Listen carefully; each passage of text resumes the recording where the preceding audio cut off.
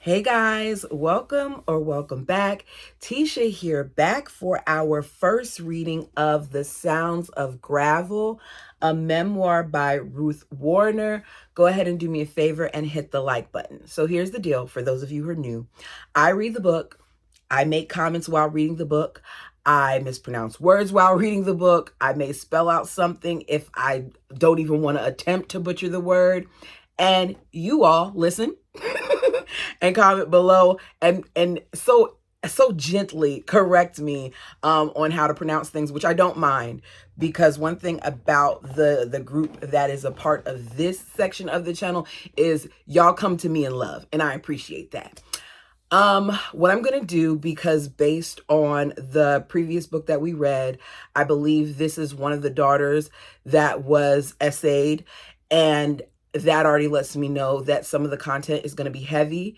If it's something that I feel like is really, really heavy, I will put somewhere in the thumbnail that triangle with the warning sign. You know, some of us see it in our cars when the tire pressure needs help. I'll put that up there just to prepare you all for the reading, because y'all know I don't edit. So what you see is what you get. Go ahead, do me a favor and hit the like button as we jump into this.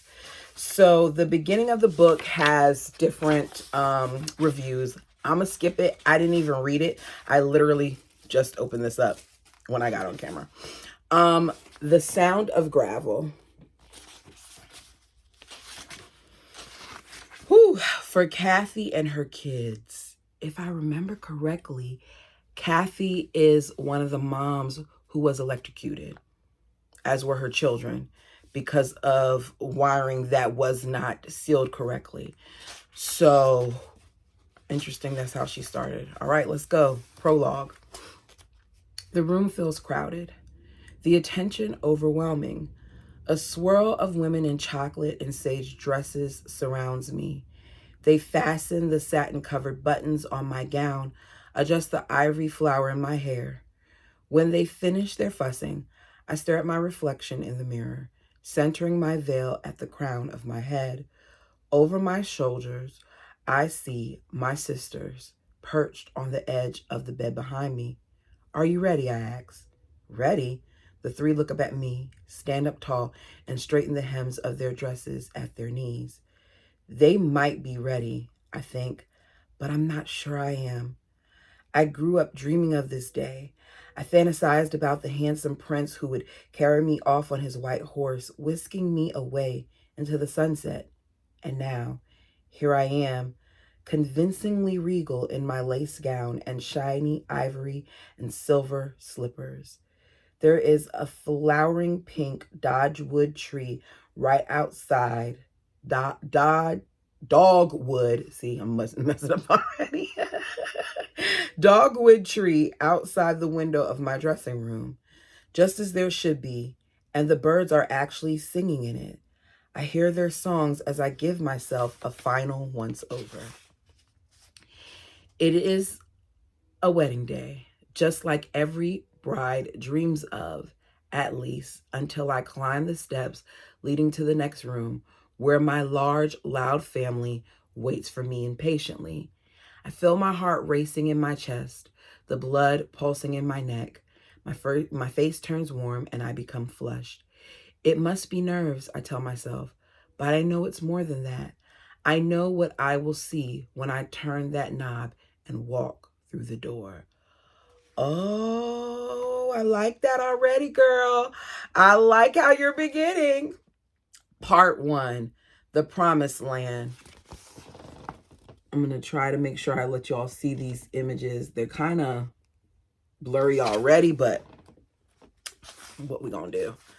1, I am my mother's 4th child and my father's 39th.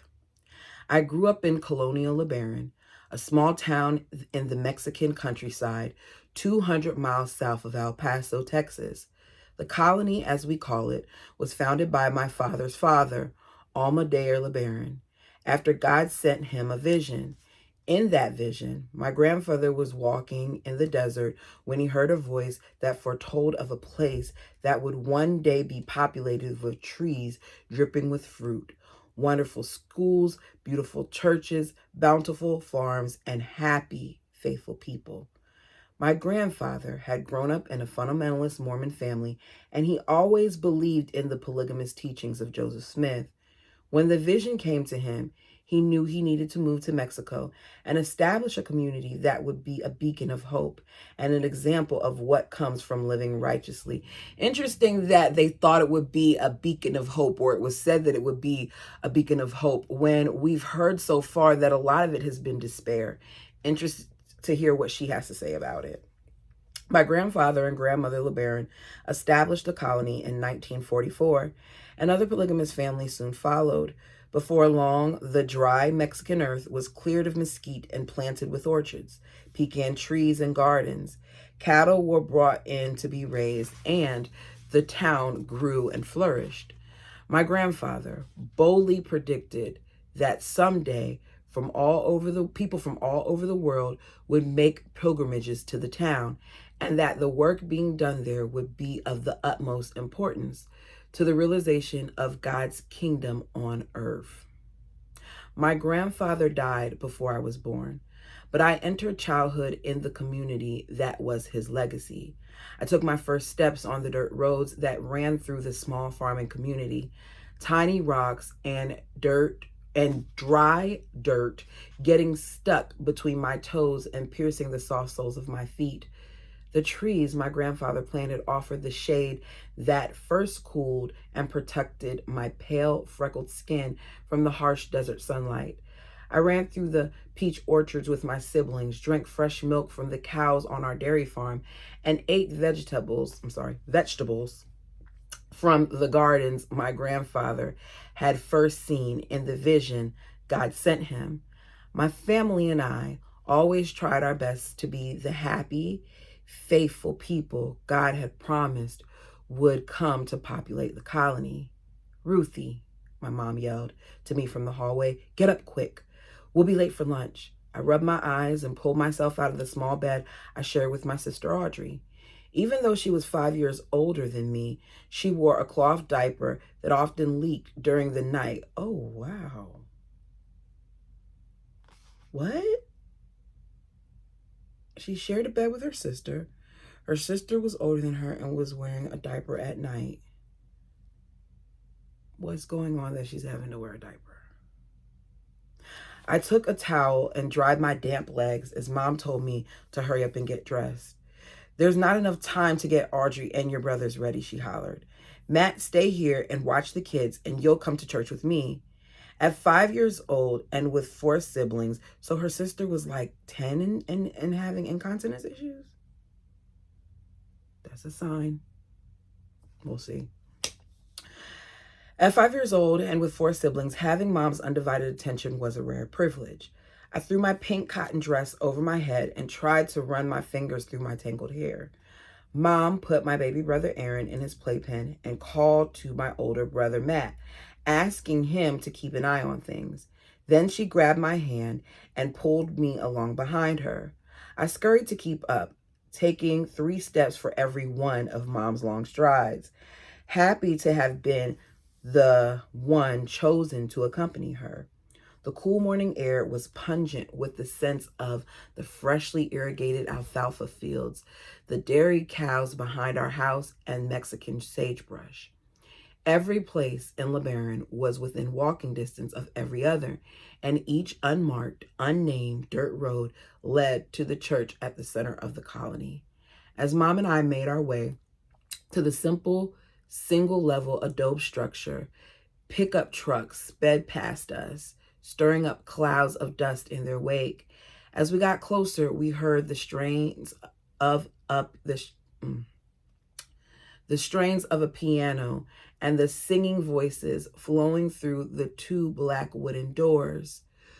"We're already late, Ruthie," Mom said, looking down at me, though the plastic frame y'all, I'm gonna get it together at some point. Through the plastic frames of her glasses. I was used to hurrying at her side. We were always late to everything. Mom and I rushed past the few saddled horses tied to the crooked wooden post that held up the barbed wire fence surrounding the churchyard. The singing voices grew louder as we entered the church, and Mom searched the large, white-walled room for empty seats. The black wooden benches were full of congregants, women in Sunday dresses, nude nylons and high heels, men in cowboy boots and Western shirts tucked into tight jeans under leather belts with big silver belt buckles. We crowded into open seats as Mom pulled out a hymn book from a wooden pocket on the back of the bench in front of us, cocked her neck forward, and squinted to peek over someone's shoulder to find the right page. I loved standing next to her in church. I was mesmerized by her eyelashes, which were usually so blonde that I couldn't see them, but on Sundays she wore light brown Maybelline mascara and pearl pink lipstick that she dabbed over her lips and onto her cheeks. After playing 3 hymns, the pianist retired to a pew as a man stepped forward to utter a prayer, which a second man translated into Spanish for the Mexican parishioners on the opposite side of the building. Make sure no one can see your underpants, sis, Mom whispered, straightening the hem of my dress over my knees as the elder called for someone to come up and offer a testimony. Lisa, my stepfather Lane's sister, walked slowly, her head held high, the wooden heels of her strappy sandals tapping hard against the floor. She stood tall and spoke with confidence. She told us of how thankful she was for all the blessings that our Heavenly Father had given her. She talked proudly about her devotion to the cause. She said that even though it was hard to share her husband with her sister wives, even though she sometimes felt jealous, she knew in her heart that she was obeying God's will by living polygamy. Lisa said she loved being a mother and that she was grateful to be the caretaker of the beautiful spirits the Lord had sent her. Then she thanked him for giving her a good, righteous man to father her children. After all, she said, it is better to have 10% of one good man than to have 100% of a bad one. What a way to put it. I don't want 10% of anything. I want 100%. You give 100 and I give 100. 10%. But that goes to show you what they're taught and how, because of how horrid some of these guys are, that some of them are grateful for just a little bit. Keep going. The women of LeBaron were always saying that, and Mom always nodded her head in agreement. As Lisa spoke, I gazed at the 3 large black and white photographs that hung behind the red carpeted pulpit. The middle photo, bigger than the other 2, was of a man with a round, shiny forehead and a square jaw. His dark hair was combed straight back, a few thin strands stretched over a bald spot. He wore a crisp white shirt buttoned to the top with a dark tie and matching jacket. His full lips were closed and he didn't smile, but he had kind and happy eyes that stared out with confidence and authority. This was my father. He had been the prophet of our church. He died when I was 3 months old, and no matter how many times I begged Mom to tell me about him, I could sense that there was a lot about my dad that I'd never known. Did he like playing board games and hiking in the Mexican hills like me? Did he like playing board games and hiking in the Mexican hills like me? Did he like chocolate, ice cream, or did he prefer my favorite old-fashioned vanilla? Everyone always said my dad was the kindest, most faithful, God-fearing man they ever knew. I wish I could remember what life had been like when he was alive. After the service ended, Mom and I walked back to the farm slowly, relishing in the warm sun on our shoulders and stopping to say hello to our friends and neighbors along the way. Very few of the homes in LeBaron had telephones, and Sundays were a good chance for everyone to catch up. Mom stopped to talk to Lisa, who was not only my stepdad's sister, but she had also been one of my dad's wives. My stepdad's sister and one of my dad's wives. So he took on both of them? Even though she was much older than Mom, They were still good friends. I loved your testimony this morning, Mom told Lisa. It really inspired me. Thank you, Kathy. Why don't you bring the kids over next Saturday and we could have dinner at my house? Lisa smiled, her skin wrinkling around her eyes. That sounds great, Mom said. I'll bring dessert. Mom and Lisa said their goodbyes, and Mom grabbed my hand, pulling me toward home. Okay, so is her mother Kathy? Huh. I think so. Y'all correct me if I'm wrong, but it sounds like her mom is Kathy. We better get back to Audrey and your brother, she said. The streets were quiet as we walked past the adobe homes with spacious yards and gardens surrounded by barbed wire fences. That's still running in my mind. I halfway want to go back and make sure. The farther we got from the center of town, the more spread out the neighborhood became. Eventually, we walked past our neighbor's farm and reached the tall earthen banks of the reservoir. 500 feet long and 50 feet wide, the reservoir brought water to our irrigation ditches and those of the neighboring farms. Young willow trees lined its perimeter, and we could usually hear families of frogs croaking from its banks. It had been built as a community water supply, but it served as the colony's swimming pool too. Adults and children came from all over to frolic and swim in the open air tank, diving into it from a giant pipe that pumped fresh water from a deep well. Our house was on the other side of the reservoir, at the end of a long gravel driveway. A tall barbed wire fence surrounded my stepfather's property. Unlike some of the houses closer to town, ours didn't have any flower beds or a lawn.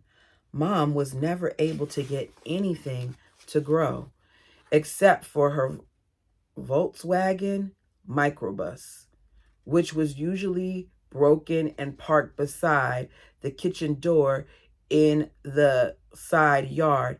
The house sat stark and solitary against the dry Mexican landscape. Okay, so she's saying that the Volkswagen was basically the only thing that was over there. Got it. An irrigation ditch of steadily flowing water ran along the front of our property. My stepfather had dug out the ditch at the beginning of our driveway so that it was wide and shallow enough for cars to drive through without wetting a car's engine. But when we weren't in the car, we had to leap across the ditch's narrow edge to get to our house. That sounds very, very like, what did he do? How did he build that? It just sounds like somebody could easily get hurt off of that. Mom held my hand and we jumped across. As we landed on the opposite edge, clumps of wet earth crumbled underneath our feet and splashed into the running water. When we got inside, Mom went to nurse my baby brother. Aaron, I pulled out my Disney coloring book and stubby crayons and made myself comfortable on the living room floor. Matt and Luke went out to play while my older sister, Audrey, sat on the couch pulling at the cotton threads in her shirt. Staring off into the distance, a quiet, moaning sound came from the back of her throat. Hush, sis, Mom said, patting Audrey on the shoulder as she passed back through the living room. Ruthie, come help me with these beans. I jumped up from the floor and hurried to my mom's side. She pulled a large gunny sack of pinto beans from the corner of our small square kitchen. It's important for you to learn how to cook. You'll need to know what to do when you're married and have your own kids. She spilled a pile of speckled brown beans onto the kitchen table. When I married your dad, I didn't know how to make beans or anything else because my mom never showed me. I climbed up onto a chair and began imitating Mom's movements, carefully taking a small handful of pintos and spreading them out in front of me. I'm trying to remember. I just remember that I was in the kitchen really, really early. I don't remember how early it was.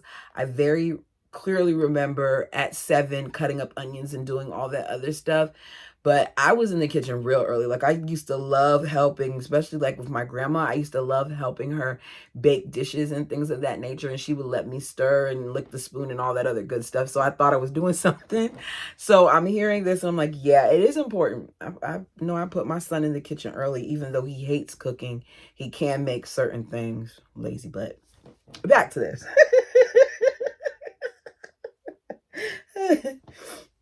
How old were you when you and Dad got married? I didn't much care for boys, but I knew that I would get married one day.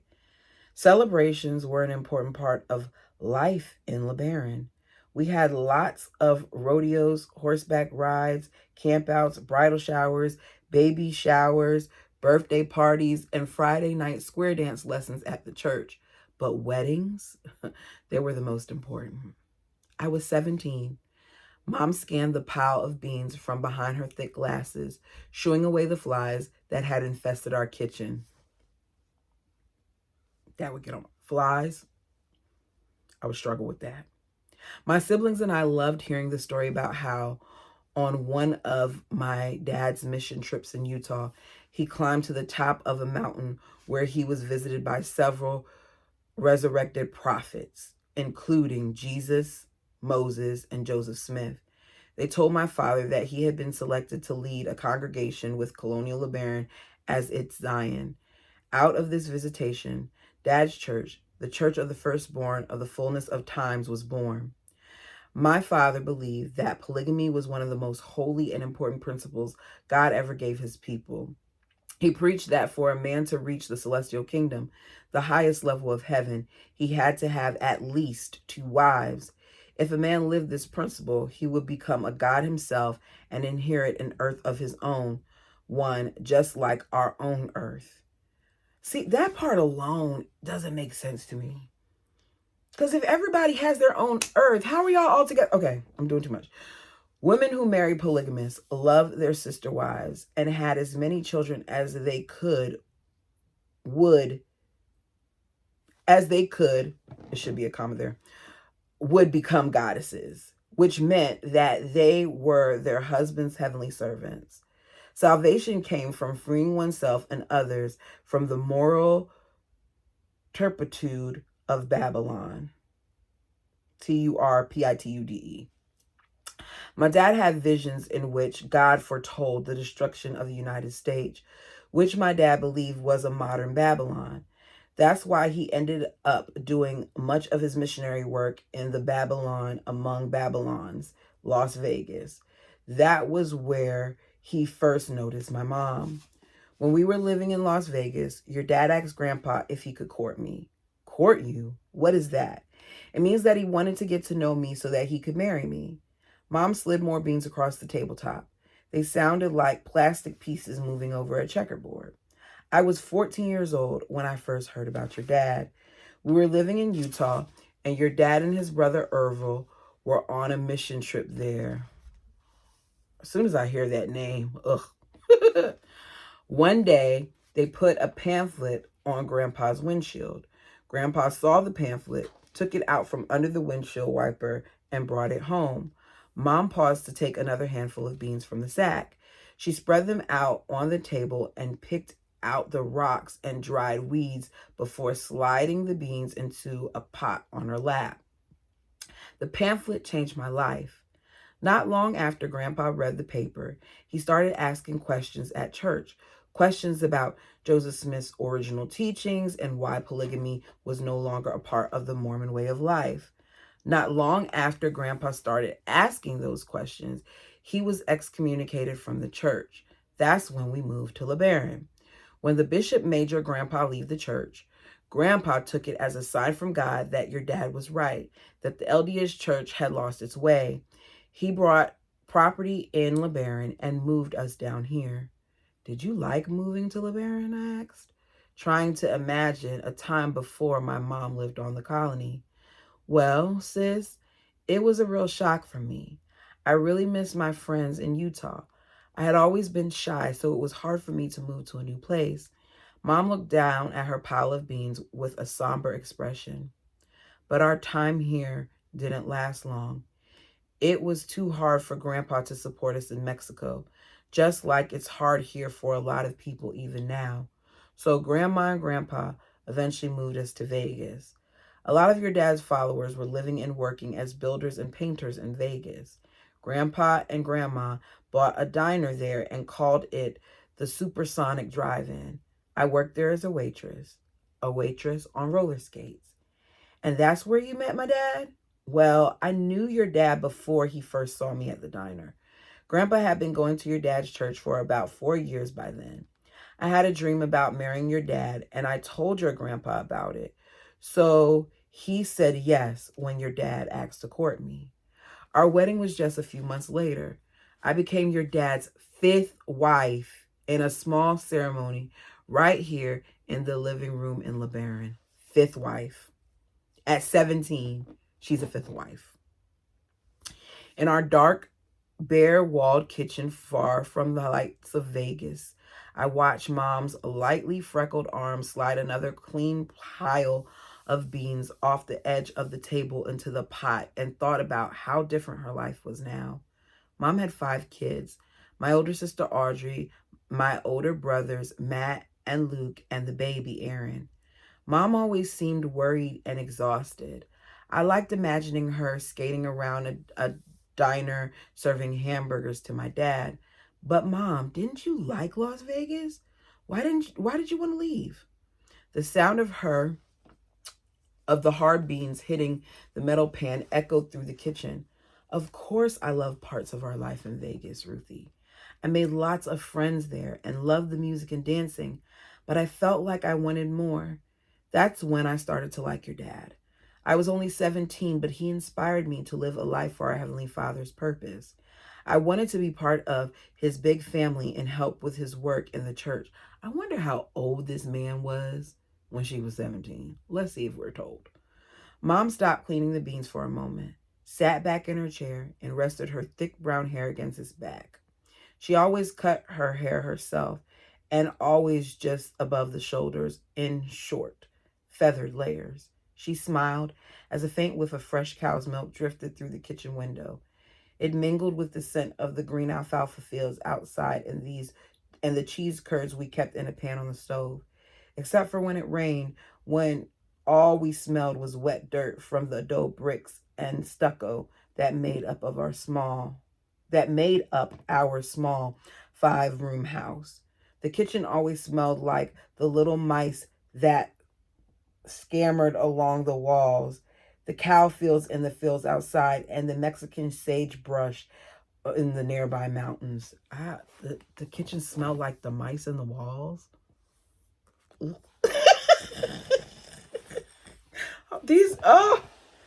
things that they went through. You know, Ruthie, your dad was the most humble man I'd ever met.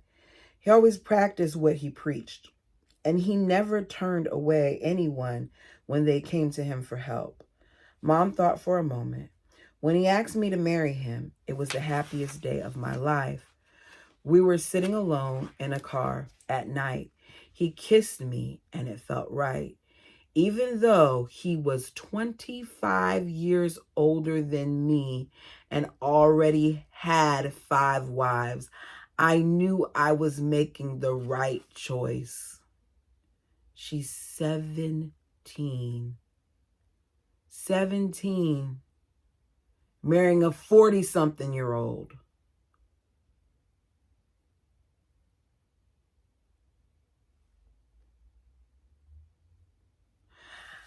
I had never wanted to marry another man till then.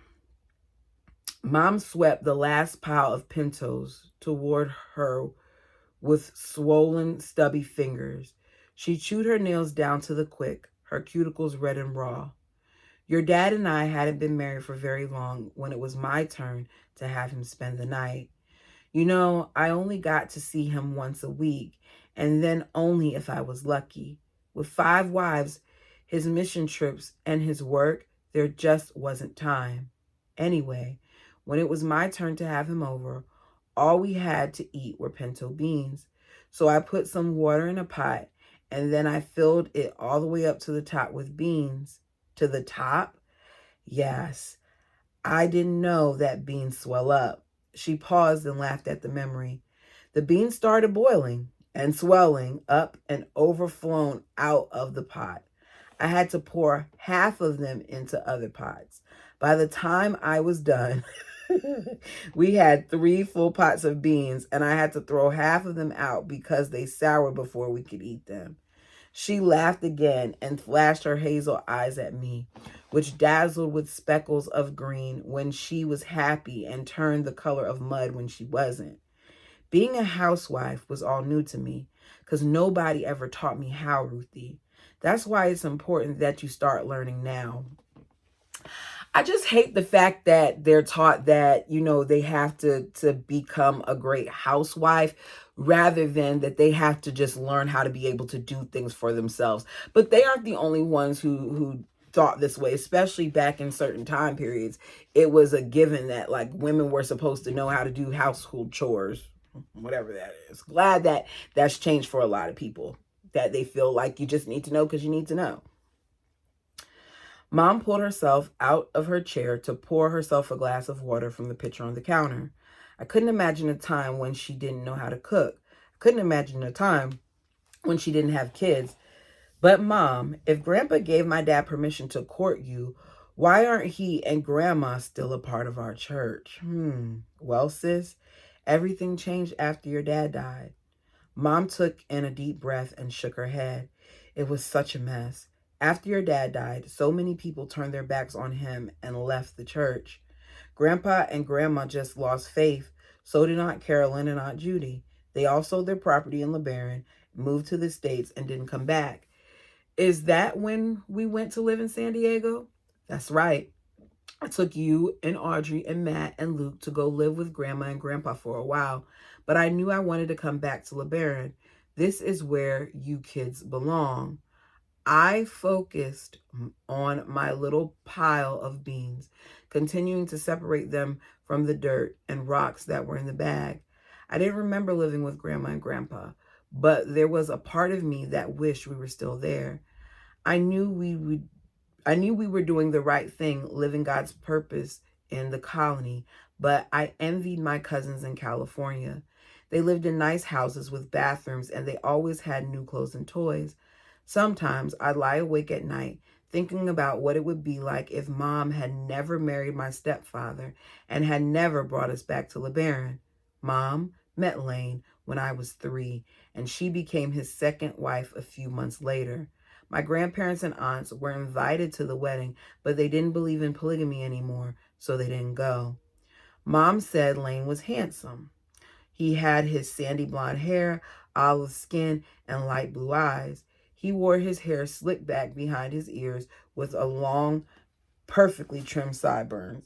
He had been an apostle in my dad's church, which is what my mom said she loved most about him.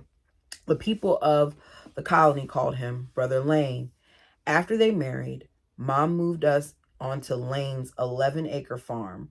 Our little house had 2 bedrooms and 1 unfinished bathroom that Lane was always promising he'd fix. Until he did, we used a wooden outhouse in the backyard. Lane's first wife lived in another adobe house a quarter of a mile from ours at the opposite edge of the farm. Mom's house was separated from her sister wives by a barbed wire fence, several acres of alfalfa, and a small peach orchard. We didn't have electricity. We were too far out of town, and power hadn't yet reached that far into the countryside. But Lane said it was coming. Lane was the only father figure I'd ever known, but I never liked him. Wow. That's a way to start, because we're told in Irene's book that everybody liked Lane, right? Isn't that what she said? Everybody loved Lane. He was always doing so much. He was a mechanic. He was this, he was that, but he didn't complete things. And he would give to others before he would give to himself and all those other things. And here we have this young lady saying that she didn't like him. Whenever he was at church or with other churchgoers, he was happy and friendly, always offering to help them fix their cars or broken appliances. But when he was at home, he was always cross, threatening to spank me if I cried for Mom's attention. Okay, so not only was Lane an abuser, but Lane was jealous of kids too? What is it with these men being jealous of children? Mom never spanked or hit us, and Lane's temper scared me. 2 years after Mom and Lane were married, she gave birth to my brother Aaron, who I adored instantly. Having a baby around was like having a new pet. Yeah, if you say so. She's a kid, so I get it. Right after Mom came home from the hospital, she told me I could be her little helper, and I was thrilled. Matt and Luke went to the Mexican public school across the highway from LeBaron, leaving me at home on the farm with Audrey, Mom, and baby Aaron. Even though she was the oldest, Audrey didn't go to school. Mom said Audrey was too much for the teachers to handle. I wonder what was wrong with Audrey, because we're being told that she was still, having problems going to the bathroom. And now we're being told that she also was a handful for the teachers. I hated being stuck at home with my sisters, but I loved helping Mom take care of my baby brother. Her beans all clean, Mom stood up and scooped my little pile of pintos into her pot. She knelt down underneath the wood-framed window and filled the pot with water from a spigot that spouted right out of the cement floor. Mom put the pot on the propane stove and lit the burner with a match. The stovetop hissed and the air smelled like sulfur. Mom stirred the beans a couple of times, then went to check on Audrey, telling me to watch to make sure the pot didn't boil over. I sat in the kitchen, thinking about how different my life would be if my dad hadn't died. If he were still alive, Mom would be happy and would stop worrying all the time about how much it cost to feed all of us and how Audrey seemed so troubled. If my dad hadn't died, maybe my grandparents would still live on the colony with us. I just couldn't understand why my dad had been killed. I knew my Uncle Orville had him shot. Everyone in the colony knew that. Orville and his followers sent lots of letters to our church elders threatening to kill more people and bomb the town. Mom said that Uncle Orville was wanted by the FBI and that they had people looking all over Mexico and the United States for him. Isn't it? I feel like it's so crazy how these men are able to hide the way they are. So many people are looking for them. Because wasn't it the same thing with Warren Jeffs? Like, so many people were looking for Warren and he was able to be hidden. But then again, it's so many different places and so many different people that they know that it isn't that hard to see them hide. It's just that, yeah, I wish they found people like that sooner so they couldn't destroy even more. Each time we got a new threat, Mom would tell us to keep the doors locked. And if I'm not home, you hear gunshots and explosions, she always said, take your baby brother and run to the peach trees. Cover him and lie down in the dirt so no one can see you. You're having to tell children to be scared of their uncle who keeps threatening to unalive them. What a way to grow up. They grew up in fear. They did. Uncle Orville was like a ghost haunting us. Knowing that he and his followers were still out there terrified me. Would Orville come back for me? And what would happen if he murdered my mom the way he murdered my dad? And that is the end of what I'm assuming is chapter 1. Y'all, I gotta be honest. I like how she's starting. I like how she wasted no time to jump right into it. Good way to start. All right, y'all let me know what you thought of this chapter. Until next time.